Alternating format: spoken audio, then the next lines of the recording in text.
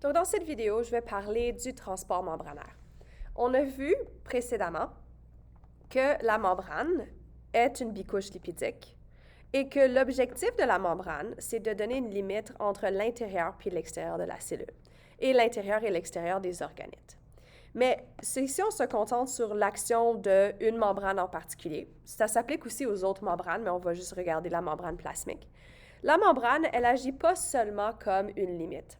Elle va agir comme une barrière contre l'entrée de certaines substances et pour permettre la sortie ou l'entrée de d'autres substances. C'est-à-dire qu'ici, tu as besoin d'avoir une capacité de certaines substances de sortir et une capacité de certaines substances de rentrer, mais de façon contrôlée. Tu ne veux pas que ça soit de façon incontrôlée. Pourquoi? Parce que tu voudrais que des substances qui sont bénéfiques et qui sont nécessaires au bon fonctionnement de la cellule puissent rentrer, tandis que celles qui sont toxiques, peut-être tu ne veux pas nécessairement qu'elles puissent rentrer. Et naturellement, tu veux aussi que si ta cellule a des substances toxiques à l'intérieur d'elle, ces substances toxiques puissent sortir de la cellule. Maintenant, pourquoi tu aurais des substances toxiques dans ta cellule? Bien, lorsque la cellule fonctionne, surtout si tu regardes au niveau de sa mitochondrie, une des choses qui est relâchée lors de la respiration cellulaire, un processus qu'on va voir plus en détail à la prochaine unité, mais qui sort de la mitochondrie, c'est du CO2. Et on sait que le CO2 a besoin de sortir de la mitochondrie par la membrane mitochondriale. Ensuite, sortir de la cellule pour pouvoir rentrer dans la circulation sanguine et être transporté jusqu'au poumon pour pouvoir être sorti du corps. Parce que si le CO2 s'accumule dans le corps, ça va augmenter le pH de ton sang et ça peut avoir différents impacts sur différentes protéines qui peuvent être dénaturées. Parce qu'on a vu que peut-être on ne l'a pas vu encore en détail, on va le voir un peu plus tard, mais on va voir que le pH a une influence sur le fonctionnement de certaines enzymes et de certaines protéines. Et donc, on veut être capable d'avoir un contrôle de qu'est-ce qui rentre et qu'est-ce qui sort. Mais si on regarde la membrane et de sa composition, on peut voir que la partie supérieure de la membrane qui est en contact avec l'extérieur de la cellule, par exemple, est une zone qui est polaire. Et puisqu'elle est polaire, ça veut dire qu'elle est hydrophile. C'est-à-dire qu'elle aime être en contact avec un solvant polaire, comme par exemple l'eau. La partie intérieure est aussi une partie qui est polaire et hydrophile. Et c'est pour ça que ces têtes polaires sont orientées vers le cytoplasme, qui lui est un milieu aqueux. La formation de la bicouche lipidique est spontanée parce qu'on a des queues qui sont non polaires à nos phospholipides, qui, elles, donc sont non polaires et donc hydrophobes. Maintenant, pourquoi ceci est important? Naturellement, cette formation de cette bicouche lipidique est spontanée. Ça fait une barrière, mais comment est-ce que cette barrière va pouvoir permettre l'entrée de certaines substances et la sortie de d'autres substances? Mais ça va dépendre de ses propriétés ou des propriétés des substances qui veulent rentrer et sortir à l'intérieur de la cellule, donc passer à travers cette membrane. Pour qu'une substance puisse passer directement à travers la membrane, elle a besoin d'être capable de rentrer en contact avec les queues non polaires de tes phospholipides. C'est-à-dire que la molécule doit être capable d'interagir avec une zone qui est hydrophobe, donc non polaire. Et on sait que pour qu'une molécule puisse interagir avec une zone hydrophobe non polaire, cette molécule devrait donc être non polaire. Parce que une molécule polaire va être repoussée par cette région hydrophobe. C'est-à-dire que si tu as une molécule polaire qui essaie de passer à travers ta membrane, donc si tu as une molécule polaire, dès qu'elle arrive proche de la zone non polaire, il va y avoir des forces de répulsion. Donc, il va y avoir de la répulsion qui va se faire. Et ça va repousser les molécules qui sont polaires et les empêcher de passer à travers la zone hydrophobe. Même chose si une molécule polaire essaie de passer de l'intérieur de la cellule vers l'extérieur, encore une fois, parce qu'elle est polaire et que la zone interne de ta bicouche est non polaire et hydrophobe, ça veut dire qu'il va y avoir de la répulsion. Et donc, encore une fois, une molécule qui est polaire ne pourrait pas passer à travers la membrane. Donc, comment est-ce que la membrane régule? Bien, d'une première façon, dépendant de la polarité et la charge des molécules qui veulent rentrer et sortir, il y en a certaines qui sont bloquées, donc les molécules polaires ou chargées, donc avec des charges positives ou négatives, et elles ne peuvent pas passer à travers la membrane parce qu'elles ne peuvent pas interagir avec la zone non polaire de la membrane. Et donc, elles ont besoin d'un système de transport parce qu'il y a certaines molécules polaires, comme par exemple le glucose, qui doit être capable de rentrer dans tes cellules pour pouvoir, dans le fond, te donner de l'énergie, faire la respiration cellulaire et obtenir de l'énergie avec. Et donc, ils ont besoin d'être capables de rentrer dans la cellule. Et tu as des molécules polaires qui, elles, ont besoin de sortir, comme par exemple l'ion ou chargé, par exemple, l'ion ammonium NH4+, qui est un déchet métabolique, qui, elle, a besoin d'être capable de sortir aussi. Maintenant, si tu regardes les molécules non polaires, tu peux voir qu'eux, ils n'ont pas vraiment besoin d'un mécanisme de transport parce qu'eux peuvent facilement passer à travers la membrane parce qu'elles peuvent rentrer en interaction avec la partie non polaire de la membrane. Donc, dans ton corps, tu sais que tu as des molécules polaires chargées. Tu as des ions aussi qui ne sont pas des molécules, mais qui ont des charges. Et tu as des molécules non polaires.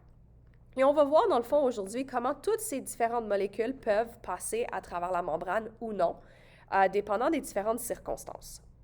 Donc, si je reviens à ma diapositive qui est ici. Donc, dans cette diapositive, dans le fond, j'ai abordé le fait que, dans le fond, là, il y a besoin d'avoir un système de transport pour pouvoir faire entrer des nutriments dans la cellule et faire sortir, par exemple, des déchets. On a vu que les molécules qui sont hydrosolubles, comme par exemple les ions ou les molécules polaires, puis dans le fond, je l'ai adressé dans cette diapositive en parlant de substances hydrosolubles, mais les ions sont aussi hydrosolubles à cause de la force ion-dipôle. Elles ne peuvent pas interagir avec la partie hydrophobe de la membrane. Donc, ça, ce serait les queues non polaires. Et donc, ne peuvent pas passer à travers la membrane. Elles ont besoin d'un système de transport pour pouvoir passer à travers. Et donc, ce système de transport, ça va être des transporteurs. Et ces transporteurs protéiques vont être des protéines qui sont intrinsèques, qui sont intégrales. Donc, ces protéines intrinsèques, ce serait par exemple des protéines transmembranaires parce qu'elles ont besoin de passer à travers la membrane et donc d'avoir une partie qui est à l'extérieur de la membrane, une partie qui est dans la membrane, puis une partie qui est à l'extérieur, mais vers le cytoplasme, pour permettre le transport de cette substance. Donc, voici un exemple que j'avais donné hier d'une protéine qui est transmembranaire et qui permet de transporter des protons. Donc, si j'avais dit ça génère un gradient de protons parce que ça permet de transporter des protons. Maintenant, si tu sais pas c'est quoi un proton, ça a une charge positive. Et donc, puisque c'est une espèce chargée, ça ne peut pas interagir avec la partie non polaire de la membrane parce que ça ne peut pas faire des forces ion-dipôle avec des molécules non polaires. Et donc, ça ne peut pas interagir. Donc, ça veut dire que si tu veux que les protons passent à travers la membrane, elles doivent emprunter cette protéine transmembranaire pour y arriver. Maintenant, comment est-ce qu'elles l'empruntent? J'avais probablement mentionné dans la vidéo précédente que si on regarde la structure de cette protéine transmembranaire, elle a plusieurs hélices qui, elles, créent, parce que les hélices sont regroupées ensemble à l'aide de leur structure tertiaire. Donc, ça, c'est les structures tertiaires qui regroupent les hélices ensemble, qui sont des structures secondaires, pour pouvoir former un tonneau. Donc, remarquez ici qu'il y a comme un vide, et ce vide agit comme un tunnel. Donc, ici, on voit un peu une image plus représentative de sa structure. Et donc, ça va agir comme un tunnel dans lequel les protons peuvent passer à travers. Et la raison pourquoi ils peuvent passer à travers, c'est parce que si tu regardes la composition ou les propriétés des acides aminés qui sont dans la partie interne de ton tunnel, tu vas voir que ça va être des acides aminés qui vont probablement être polaires ou chargés, puis probablement chargés négativement, pour pouvoir permettre d'attirer ces protons à l'intérieur du tunnel, ce qui permettrait aux protons chargés positivement de passer à travers. J'aurais des doutes qu'il y aurait des acides aminés chargés positivement ici, parce que ça repousserait les charges positives. Et j'aurais aussi des doutes que ce soit des acides aminés qui sont non polaires, parce qu'on sait que si ce serait des acides aminés non polaires, ça ferait que le proton qui est chargé ne pourrait pas passer à travers. Par contre, la partie externe, donc si tu regardes tous les acides aminés qui sont à l'extérieur de notre structure tertiaire, donc à travers la structure tertiaire, tous ces acides aminés sont probablement majoritairement non polaires. Puis ça, c'est parce qu'elles ont besoin d'être en interaction ici avec la partie non polaire de la membrane. Et donc, ça va créer un tunnel parce que la protéine, elle, va pouvoir interagir avec la partie non polaire, pousser les phospholipides pour créer un tunnel qui, elle, va avoir les bons acides aminés pour permettre le passage de protons qui ont des charges positives, qui, elles, peuvent donc maintenant rentrer à l'intérieur de la cellule ou sortir de la cellule à travers cette protéine transmembranaire. Naturellement, si ce n'est pas une protéine transmembranaire, si c'était une protéine, par exemple, qui se retrouverait, je suis allée trop loin, si c'est une protéine qui se retrouve à la surface, donc c'est une protéine qui serait genre périphérique ou extrinsèque, tu verrais que tu ne pourrais pas avoir la possibilité d'utiliser ces protéines pour transporter des substances parce qu'elles ne peuvent pas passer à travers la membrane, elles non plus. Donc, il n'y aura pas de tunnel de créer. Donc, voici un autre exemple d'une protéine transmembranaire qui aurait une structure tertiaire qui lui permettrait d'agir comme un tunnel pour permettre à certaines substances de rentrer ou sortir de la cellule. Et donc, ça serait nos protéines transmembranaires. Dans la prochaine unité, on va voir des exemples de protéines transmembranaires qui, elles, permettent le transport de certaines substances, mais elles vont aussi, en même temps de permettre le transport de certaines substances, faire des réactions enzymatiques, donc des réactions biologiques dans ton corps. Donc, ça va être les deux. Il va y avoir un transport qui va être effectué par cette protéine, mais il va aussi avoir une réaction qui va être effectuée par cette protéine. Et donc, ça serait un autre type de protéine de transport qui peut avoir une double action. Et donc, ça peut arriver. Mais ça, je vais en parler un petit peu plus tard. Maintenant, j'aimerais juste porter votre attention sur ce mot, le mot couplé. Dans le fond, le mot couplé veut dire qu'il va avoir deux actions en même temps. C'est-à-dire que quand je dis que d'autres protéines couplent, elles vont donc accomplir deux actions en même temps, celle du transport et celle d'une réaction enzymatique. Le mot couplé va revenir souvent dans la prochaine unité. Donc, je vous suggère de comprendre ce que ce mot veut dire. Maintenant, quels sont les différents types de transports qui peuvent être effectués? Le premier type, qui est le beaucoup plus facile, c'est la diffusion passive. C'est celui-là qui est le plus simple. Maintenant, les espèces qui peuvent effectuer la diffusion passive vont être des espèces qui ne vont pas être polaires. Donc, les molécules non polaires vont, elles, faire de la diffusion passive. Surtout si elles sont des grosses molécules. Les grosses molécules non polaires peuvent faire de la diffusion passive très facilement. Parce que, comme j'ai dit, une molécule qui est non polaire, elle, peut interagir avec la partie non polaire de la membrane. Je ne sais pas si je suis allée trop loin. Oui, elles peuvent interagir avec les parties non polaires de la membrane. Et donc, une molécule qui est non polaire, à cause de ceci, va faire ce qu'on appelle de la diffusion passive. Toutes les molécules non polaires vont faire de la diffusion passive parce qu'elles peuvent interagir avec la partie hydrophobe de la membrane. Mais il y a certaines molécules polaires puis certaines molécules chargées qui vont pouvoir faire un peu de diffusion passive. Donc, malgré le fait que je vous ai dit ici que la molécule non polaire ou chargée ne peut pas passer à travers, il faut quand même prendre en considération sa taille. Si la molécule polaire est très grosse, comme le glucose, ou elle est chargée et grosse, comme un acide aminé qui a une charge, elle ne pourra pas passer à travers.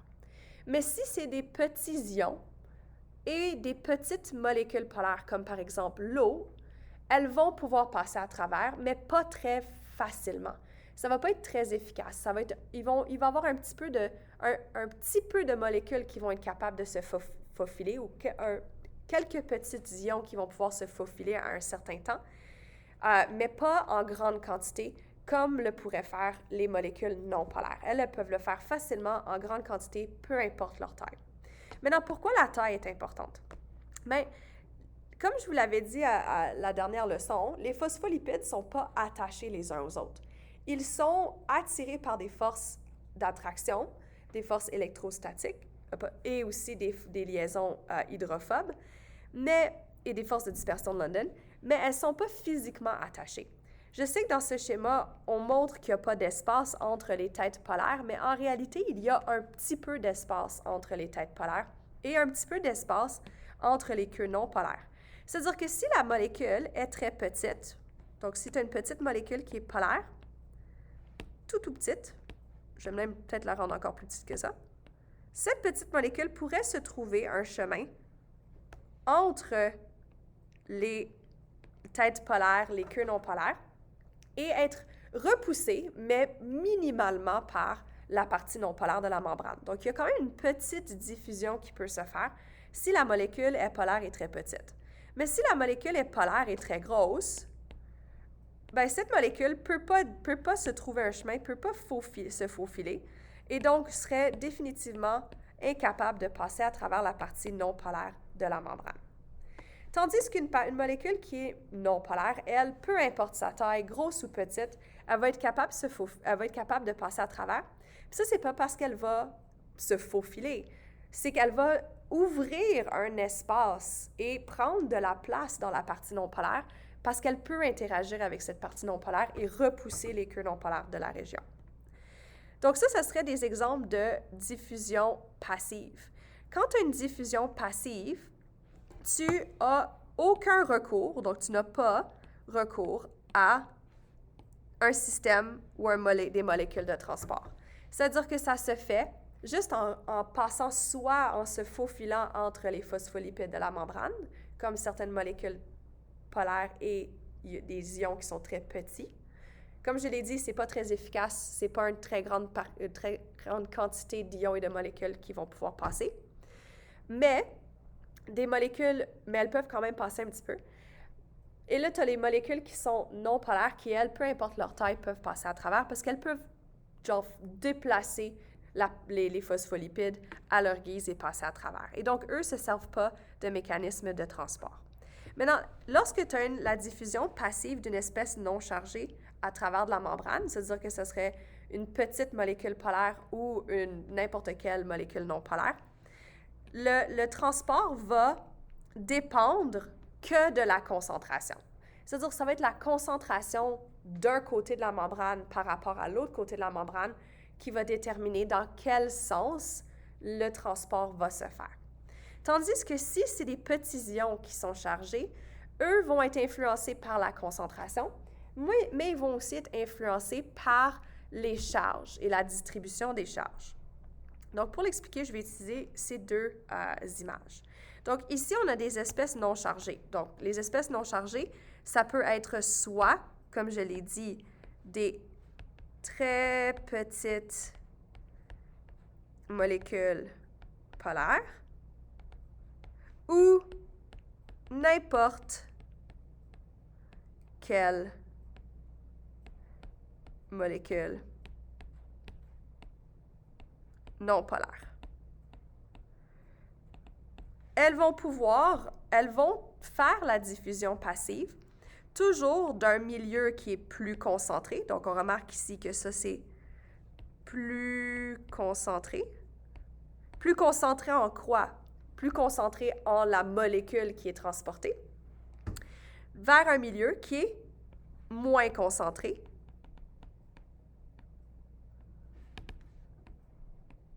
mais de la molécule qui est à transporter. C'est-à-dire que si ici, j'ai des petites molécules d'oxygène, donc O2, c'est non polaire, c'est très petit, donc ça peut diffuser facilement. L'oxygène, elle est plus concentrée de ces côtés-ci, et l'oxygène est moins concentré de ce côté-là. Et donc, tous les oxygènes qui sont du côté le plus concentré, il y en a une partie qui vont passer à travers la membrane et diffuser vers le milieu moins concentré. Ceci va se faire jusqu'à temps qu'un équilibre soit atteint. Maintenant, j'utilise le mot équilibre parce que les deux concentrations des deux côtés deviennent à peu près égales. Elles sont à peu près égales, mais il va toujours avoir un mouvement de particules ici. Donc ici, je vais utiliser le mot particules pour être plus général. il va y avoir un mouvement de particules, ça ne sera pas statique. C'est-à-dire que dès qu'on a atteint cette situation où les deux concentrations sont à peu près égales, ça peut sembler comme s'il n'y a aucun mouvement de particules, mais il va y en avoir un. Tu vas avoir une particule qui va aller de ce côté-ci. Là, maintenant, ce côté-ci est un petit peu plus concentré, celui-là est un petit peu moins concentré. Et donc, une autre molécule va venir prendre sa place et ça va être un mouvement dynamique des molécules de part et d'autre de la membrane. C'est-à-dire que ça n'arrête pas. Il y a toujours un mouvement à travers la membrane de ces particules qui va se faire, mais c'est toujours pour maintenir un équilibre. Donc, si un va d'un côté, l'autre va prendre sa place de l'autre côté. Maintenant, si je regarde ce qui arrive aux espèces chargées. Donc, regardez ici cette situation. Donc, dans cette situation, on a une membrane, donc une bicouche lipidique.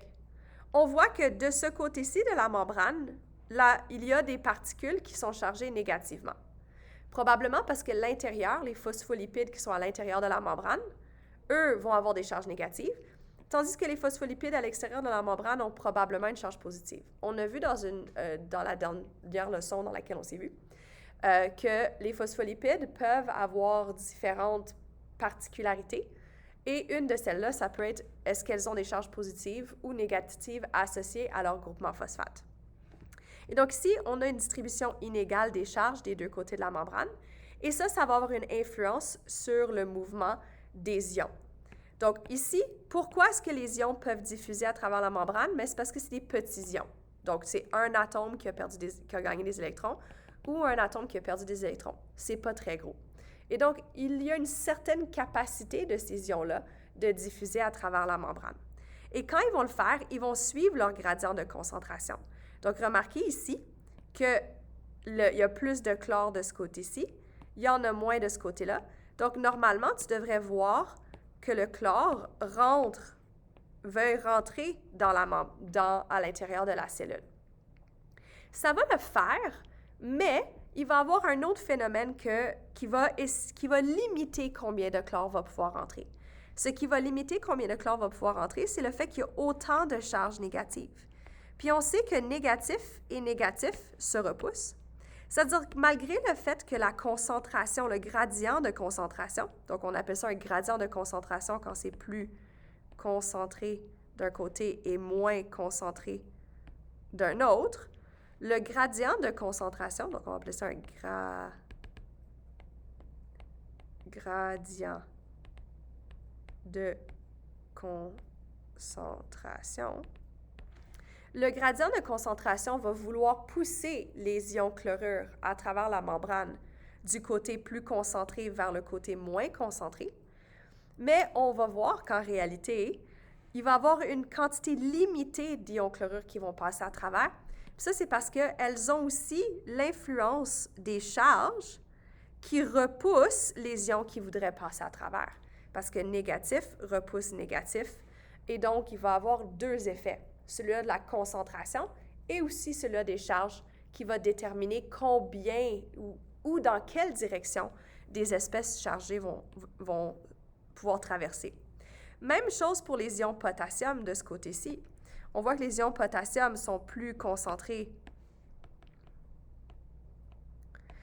à l'intérieur, moins concentrés à l'extérieur. Les ions potassium sont chargés positivement. Donc, ils veulent aller du milieu plus concentré vers moins concentré par diffusion passive, mais ils sont encore repoussés par les charges positives qu'on retrouve à l'intérieur. Et donc, ça va limiter la quantité d'ions potassium qui va pouvoir passer à travers la membrane.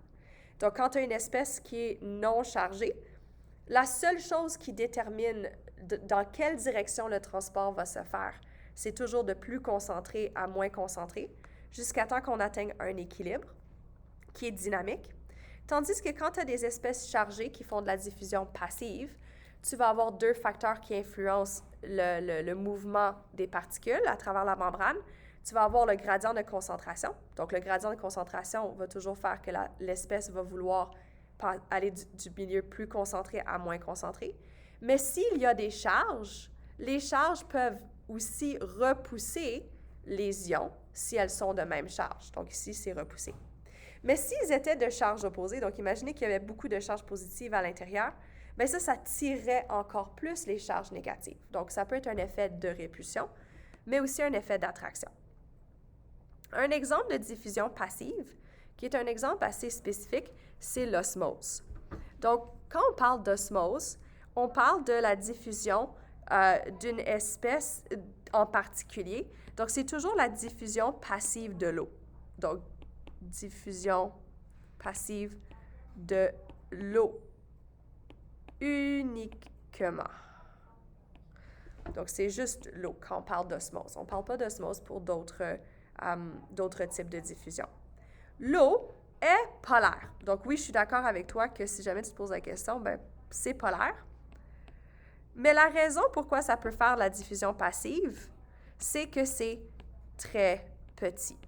OK? Pas aussi petit que l'oxygène, par exemple, qui est aussi non polaire, mais c'est quand même une petite molécule polaire qui a la capacité de se faufiler entre les phospholipides et donc va être légèrement repoussée par la partie non polaire, mais peut se trouver à un endroit où il n'y a pas beaucoup de répulsion ou assez loin des parties non polaires et donc peut quand même se faufiler. C'est-à-dire que l'eau peut quand même, avec pas tant d'efficacité que ça, mais avec une certaine efficacité, peut quand même rentrer dans une cellule et sortir dans une cellule. Si on regarde une cellule animale qui est dans un milieu qu'on dit isotonique. Donc, quand on parle de isotonique, iso veut dire même, et tonique, ça va être pour concentration. Quand tu as un milieu isotonique, la concentration d'un soluté, donc ici, concentration d'un soluté, est la même que la concentration de soluté à l'intérieur. Mais là, il faudrait que je vous parle un peu de soluté et solvant. Quand tu as une solution, par exemple une solution aqueuse de l'eau salée, par exemple, eau salée. Ça veut dire que dans ton eau, tu as des ions sodium, tu as des ions chlorure, parce que le sel, c'est du chlorure de sodium.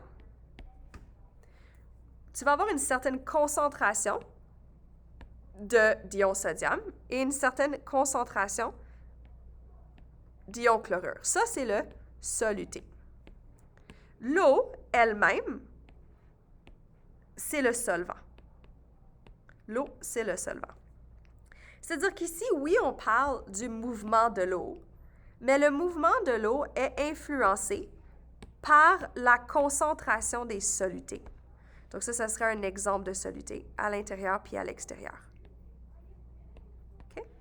Donc, s'il y avait la même quantité de sel à l'extérieur qu'à l'intérieur de la cellule, on dirait que la solution est dans un milieu, ou la cellule est dans un milieu isotonique. Dans un milieu isotonique, l'eau va diffuser par osmose vers l'extérieur de la même façon que vers l'intérieur, donc en même quantité. Parce que dans cette situation-ci, on va être à l'équilibre. Donc, ça va être un processus dynamique. Il va y avoir de l'eau qui rentre et de l'eau qui sort, mais la quantité d'eau qui rentre et qui sort serait la même. Puis ça, c'est parce que des deux côtés de la membrane, donc la membrane de la cellule, tu as la même concentration de soluté, la même concentration de sel. Tandis que si tu es dans un milieu qui est dit hypotonique, hypo veut dire bas et tonique, concentration. Donc, quand tu as un milieu hypotonique, ça veut dire que la concentration de soluté à l'intérieur est basse comparée à la concentration de soluté.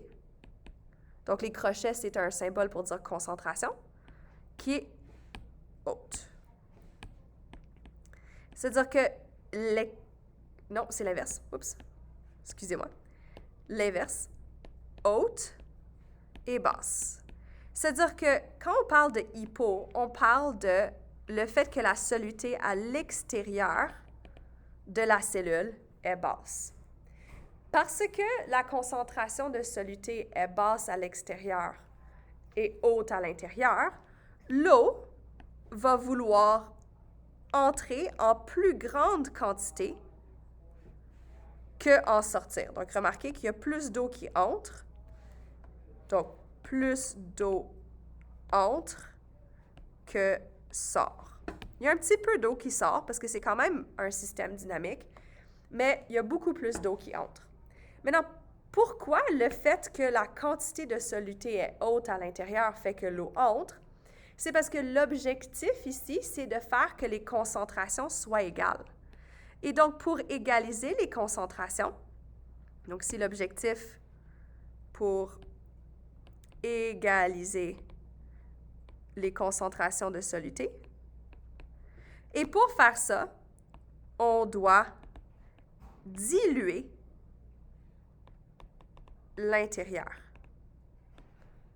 Donc, ici, l'eau rentre dans la partie où il y a la haute concentration parce que ça va rajouter de l'eau, ce qui va diluer la concentration. Ça va diluer la quantité de soluté et faire que la concentration devienne plus basse. Donc, ça va diluer l'intérieur, ce qui diminue la concentration de soluté à l'intérieur.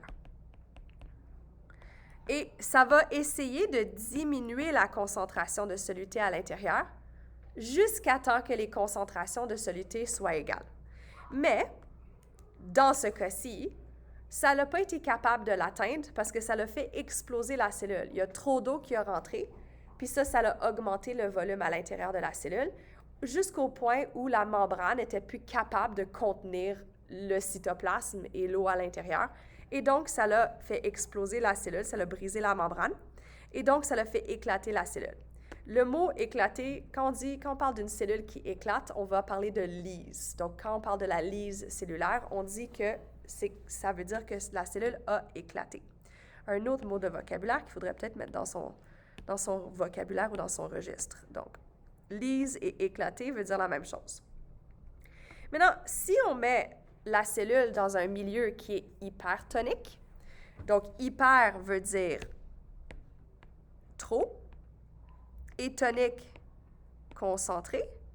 Donc, si tu mets la cellule dans un milieu qui est trop concentré, ça veut dire que la concentration de soluté à l'extérieur est haute. La concentration de soluté à l'intérieur est basse. L'eau va toujours vouloir diluer la partie la plus concentrée. Donc, si ça veut diluer la partie où il y a une haute concentration, l'eau va sortir. Donc, elle va sortir beaucoup plus qu'elle rentre. Et ça va faire en sorte que la cellule va perdre de l'eau. Donc, le volume à l'intérieur de la cellule va diminuer. Et en diminuant son volume, ça va faire en sorte qu'elle va être crénelée. Donc, crénelée veut juste dire que comme il y a des rides. Il y a des rides qui vont apparaître. Et elle va juste se ratatiner, comme un raisin que tu fais sécher pour donner un raisin sec. Bien, ça se ratatine. C'est ça qu'on va observer en solution qui est hypertonique. On observe la même chose avec les cellules végétales en suivant le même principe. Mais ce qu'il faut se rappeler à propos de l'osmose, c'est que c'est un peu différent de ce qui avait été mentionné ici. Parce que c'est une diffusion passive dans le but de ne pas équilibrer les concentrations d'eau, mais dans le but d'équilibrer les concentrations d'une autre espèce chimique qui serait ton soluté, ça serait tes sels. Mais c'est quand même, ça suit le même principe. Tu veux équilibrer les concentrations de soluté, mais c'est l'eau qui doit diluer la partie la plus concentrée, soit en entrant dans la cellule si à l'intérieur de la cellule c'est plus concentré, ou en sortant de la cellule si c'est plus concentré à l'extérieur.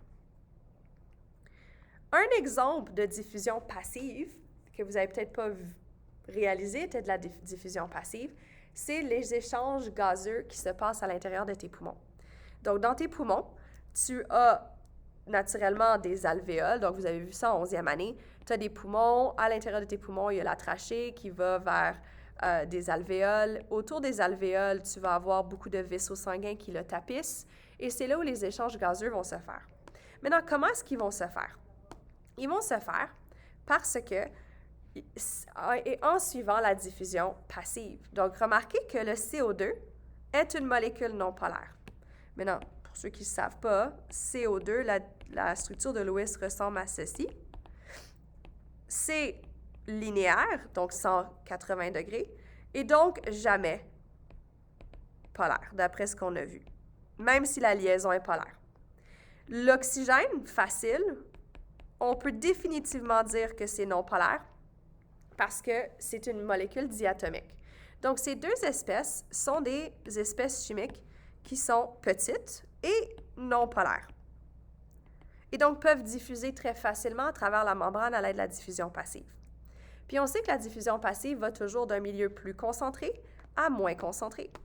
C'est-à-dire que si on pense à la respiration, on sait que l'air, la composition de l'air est de à peu près 78% d'azote, 20% ou 21% d'oxygène et 1% qui nous reste, si je fais les maths comme il faut, 20% qui reste, qui peut être plein d'autres gaz, incluant le CO2 et beaucoup d'autres. Donc, l'air que l'on respire, l'air qui entre dans les poumons, est plus concentré en oxygène que de CO2, déjà en partant. On sait aussi que le sang qui arrive au poumon est un sang qui est désoxygéné parce qu'il a passé à travers ton corps et a laissé l'oxygène aux différentes cellules. C'est-à-dire que le gradient de concentration d'oxygène va de plus concentré, donc son gradient va de plus concentré, qu'on représente par ce symbole-là, à moins concentré en oxygène. Et donc, c'est logique que la diffusion passive de l'oxygène va se faire dans cette direction. Elle va aller d'un milieu plus concentré à moins concentré. Et ça va se faire spontanément parce que c'est un gradient de concentration qui va pousser les molécules d'oxygène dans cette direction-là. Et que l'oxygène peut facilement diffuser à travers la membrane qui est très mince de l'alvéole et la membrane qui est très mince des cellules épithéliales à l'intérieur de tes vaisseaux sanguins. Puis tes capillaires ont des cellules épithéliales qui sont une épaisseur d'épaisseur, donc vraiment facile pour l'oxygène de passer à travers. Et donc, ça va le faire spontanément parce que c'est non polaire et ça suit le gradient de concentration. On sait que l'air a très peu de CO2, 1%, donc c'est pas très concentré à l'intérieur de tes alvéoles. Mais on sait aussi qu'après que l'oxygène a été laissé à tes cellules, l'oxygène a été utilisé pour faire la respiration cellulaire, qu'on va voir plus en détail à la prochaine unité, et va avoir fait la respiration cellulaire qui produit du CO2, qui, elle, va diffuser à l'extérieur de tes cellules puis aller dans ta circulation sanguine.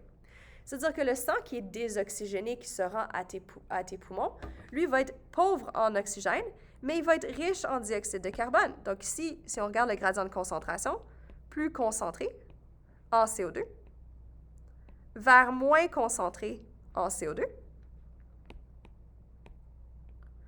Et donc, la diffusion du CO2 passive va se faire dans l'autre direction de façon spontanée. Parce qu'encore une fois, le CO2 est non polaire et peut facilement passer à travers la membrane qui est très mince de ton alvéole et la membrane qui est très mince des cellules épithéliales de tes vaisseaux sanguins. Maintenant, pour ne pas aussi confondre les gens, ce n'est pas une membrane cytoplasmique ici. Ici, ça serait aussi une cellule épithéliale ou un tissu épithélial fait de cellules épithéliales, mais avec une épaisseur très mince. Ces cellules sont faites de membranes et donc elles peuvent facilement diffuser à travers cette couche très mince de cellules et leur membrane. Et donc, c'est comme ça que les échanges gazeux se font à l'intérieur de tes poumons. On a aussi des échanges gazeux, comme on sait, qui peuvent se faire aux cellules, qui, elles, vont nécessiter l'oxygène pour faire la respiration cellulaire, suivant le même principe. Tu vas avoir du sang très riche en oxygène, et donc une très haute concentration d'oxygène dans le sang autour des cellules. Donc, le gradient de concentration va de plus concentré vers moins concentré. Et donc, l'oxygène va pouvoir diffuser facilement à travers les cellules, la membrane cellulaire des cellules qui ont besoin de l'oxygène pour faire la respiration cellulaire. Parce que dès que l'oxygène entre dans la cellule, ils vont être utilisés par la respiration cellulaire pour faire du CO2. Donc, plus glucose, c'est 6H12O6, pour donner du CO2 plus H2O. Maintenant, ce n'est pas équilibré, il faut que je mette des 6. Et donc, la réaction va faire en sorte qu'il n'y aura jamais un équilibre atteint. Parce qu'à chaque fois que l'oxygène entre, il va être utilisé et transformé en CO2, et donc il ne sera pas capable de s'équilibrer avec l'extérieur. Un autre type de diffusion, mais elle qui nécessite des protéines de transport, serait la diffusion facilitée. Donc, quand on parle d'une diffusion facilitée, c'est une diffusion qui va avoir une protéine qui, elle, va permettre le transport de la molécule. Ça va quand même être une diffusion. Puis la raison pourquoi c'est quand même une diffusion, c'est parce que ça va toujours transporter de la zone de concentration plus élevée à plus faible. Donc ici, c'était une diffusion parce que c'est plus concentré à plus faible. Donc ça, c'était tous des exemples de diffusion qui suivaient les gradients de concentration. Donc c'est pour ça qu'on appelle ça une diffusion. Mais c'est facilité parce que ça va se servir d'une protéine de transport. Maintenant, une ou plusieurs protéines de transport, ça dépend. Surtout si c'est une structure quaternaire. Donc, ici, tu vas avoir des substances qui vont quand même diffuser d'une zone de plus haute concentration à concentration plus faible. Mais ça va faire en sorte que c'est des espèces chimiques qui auront besoin d'utiliser des protéines de transport. Puis ça veut dire que ce sont des espèces chimiques qui vont avoir probablement des charges. Elles vont probablement être aussi très grosses et chargées ou très grosses et polaires. Et ceci va se faire jusqu'à temps qu'un équilibre est atteint, mais généralement, tu n'atteins pas l'équilibre parce qu'il y a une certaine saturation qui va se faire. Maintenant, pourquoi il y a une certaine saturation qui va être observée ici? C'est parce que tu as besoin d'utiliser une protéine de transport pour y arriver. Donc, si on étudie la vitesse de transport, si c'était de la diffusion simple, on verrait aucune saturation. Donc, si tu augmentes la quantité de substances à être transportées ou à diffuser du côté le plus concentré, tu vas augmenter la vitesse de diffusion. Mais si tu as une diffusion facilitée, ou une diffusion facilitée qui nécessite un transporteur, puis le transporteur, ça va être une protéine transmembranaire. Si tu augmentes la concentration de la molécule transportée, la vitesse va augmenter, mais à un certain point, la vitesse va être stabilisée et va atteindre un plateau où la vitesse n'augmentera pas. Et c'est ça dont on parle quand on parle du phénomène de saturation. On observe ce phénomène de saturation si on fait une expérience. Maintenant, comment est-ce qu'on peut expliquer ce phénomène de saturation? Ce phénomène est expliqué par le fait que les transporteurs sont tous occupés. C'est pour ça qu'on observe ce phénomène de saturation, c'est parce que les transporteurs sont tous occupés. J'aime faire une analogie ici pour expliquer ce que j'essaie de dire. Imaginez que dans le fond, il y a des gens qui habitent à Aylmer puis qui se rendent ici à l'école. Il y a des enseignants leur maison est à Aylmer puis ils se rendent ici à l'école de l'autre côté de la rivière. Donc, imaginez que ces enseignants-là, qui ont une maison à Aylmer, donc c'est leur maison, qui doivent se rendre à l'école, s'ils étaient capables et ils avaient un hélicoptère. L'hélicoptère pourrait faire en sorte qu'ils puissent se rendre directement à l'école sans utiliser de pont. Et donc, ils sont capables de passer au-dessus de la rivière pour y arriver. Peut-être l'analogie, ce serait plus, il y aurait une voiture qui est capable de se convertir en bateau. Okay? Donc, ça pourrait être une autre analogie. Donc, la personne a juste besoin de sortir de sa maison, prendre sa voiture, emprunter la route. Dès que ça arrive à la rivière, convertir en bateau, jusqu'à temps que ça arrive de l'autre côté. Et là, ça emprunte la route. Imaginez si tous les enseignants puis toutes les personnes qui habitent à Aylmer avaient la capacité de se rendre de l'autre côté de la rivière de la même façon, donc en passant directement à travers la rivière sans avoir à emprunter de pont. Ça pourrait faire que tous les gens qui normalement habiteraient à Ottawa puissent déménager à Aylmer et ils n'auraient pas de trafic. On pourrait augmenter le nombre de personnes qui traversent la rivière et ça ne devrait pas influencer le temps que ça leur prend pour se rendre de l'autre côté parce qu'ils peuvent emprunter n'importe quel chemin le long de cette rivière pour y arriver. Donc ça serait le cas de la diffusion simple.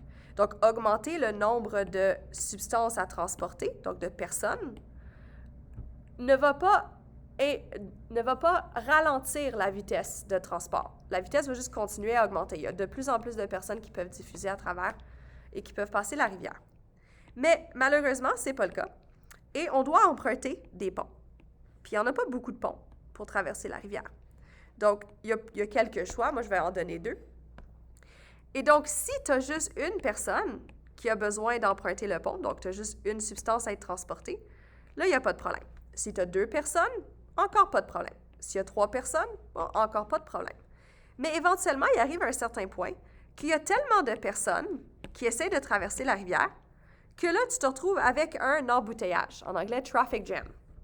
Et là, ça va faire en sorte que juste un certain nombre de personnes puissent passer à travers le pont et puissent emprunter le pont en même temps. Et donc, ça va limiter la vitesse qu'une personne peut avoir en traversant le pont et donc en se rendant de l'autre côté. Et donc, ça, c'est le phénomène de saturation.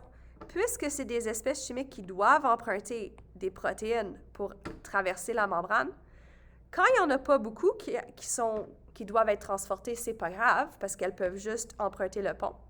Mais dès que le pont est trop achalandé et transporte déjà la quantité maximum de substances à transporter, ça fait en sorte que là, tu te retrouves avec un embouteillage et tu ne peux pas continuer à augmenter le nombre de particules à être transportées. Ça va limiter la vitesse à laquelle ça va arriver. Et donc, tu vas avoir ta saturation qui va se faire à ce moment-là. Donc, expérimentalement, on peut savoir quelles espèces vont faire de la diffusion simple parce que tu ne vas pas observer ce phénomène de saturation. Mais si tu observes ce phénomène de saturation, tu sais que la molécule que tu as étudiée, que tu as augmenté sa concentration, doit emprunter une protéine de transport pour pouvoir traverser la membrane par diffusion facilitée. C'est-à-dire, si on regarde la diffusion facilitée, on voit que c'est des espèces chimiques qui vont aller d'un milieu plus concentré, donc ici c'est plus concentré, vers moins concentré. Et donc, la diffusion va se faire dans ce sens-là. Mais au lieu d'emprunter, dans le fond, de passer directement à travers la membrane, ces espèces chimiques-là sont soit polaires très grosses, polaires chargées très grosses, et donc on doit passer à travers une protéine de transport, une protéine transmembranaire pour y arriver. Maintenant, les protéines de transport peuvent être de 2 types. Ça peut être une qui est juste un simple tunnel, comme l'exemple que j'avais montré plus tôt avec le proton. Mais ça peut être aussi des protéines de transport transmembranaires qui, dès que la substance à transporter rentre au bon endroit, rappelez-vous, on a parlé d'un site actif d'une protéine, donc bon endroit d'un site actif d'une protéine, ça va changer la forme tridimensionnelle de la protéine. Pourquoi ça va changer la forme tridimensionnelle? Bien parce que les interactions ici, qui vont se faire juste là, entre la molécule et les acides aminés, ces interactions vont changer la structure tertiaire, parce que ça va influencer d'autres acides aminés et ainsi de suite.